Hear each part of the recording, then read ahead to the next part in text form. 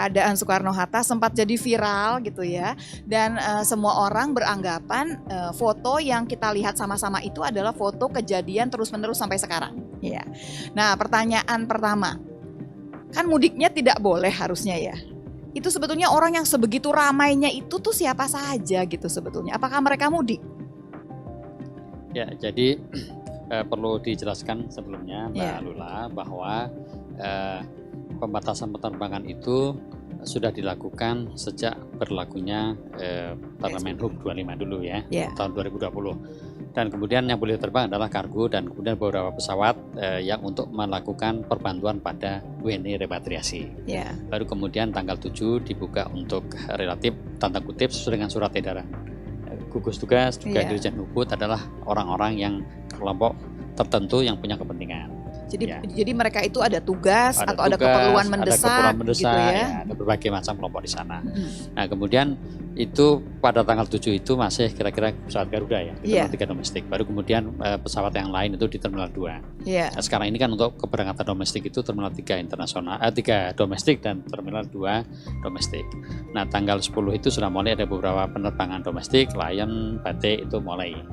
Nah kejadian menumpuk itu kan terjadi pada tanggal 14. Nah itu apa tuh? Apa berhubungan sama mudik atau bagaimana? Ya menurut kami kan semuanya ditugas ya. Seluruh orang yang melakukan perjalanan dilakukan pemeriksaan dokumen oleh tim gugus tugas. Nah sebelumnya diperiksa dokumen tidak Pak? Diperiksa dari awal memang sudah diperiksa. Tapi kenapa tiba-tiba numpuk di situ? Nah itu beberapa faktor barangkali ya, karena di sana ternyata pada tanggal 14 itu ada beberapa slot penerbangan yang waktunya berdekatan. Jadi kalau menurut saya jumlah penumpangnya berdasarkan pemantauan kami setiap hari, karena setiap hari kan petugas kantor kesehatan pelabuhan merekap dari pagi sampai pagi dalam 24 jam. Nah itu sebenarnya sih waktu itu tidak sampai 1.500 lah kurang lebih. Artinya dengan sekarang pun hampir sama. Tapi waktu itu barangkali karena ada beberapa slot penerbangan yang waktunya hampir bersama. Baik, kalau begitu saya ulang lagi ya, Dokter Anasya, supaya ini meluruskan semua anggapan orang yang salah. Jadi sebetulnya tiap hari itu yang berangkat sama sekitar 1.500-an orang.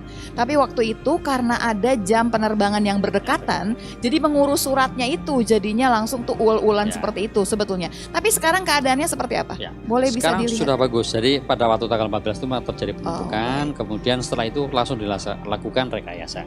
Dan itu terjadi kan hanya pagi saja, karena waktu itu mungkin banyak orang yang baru melakukan penerbangan dan mereka belum tahu betul apa sih aturannya, sehingga mereka datang lebih awal. Ini ada gambarnya, ini kejadian yang sekarang tiap hari. Sekarang kalau itu sekarang sudah rapi. Jadi sejak tanggal itu kemudian dilakukan berbagai namanya juga penyesuaian dilakukan, kemudian perbaikan dan sebagainya, dan setelah itu tidak terjadi lagi penumpukan. Tidak terjadi lagi, baik.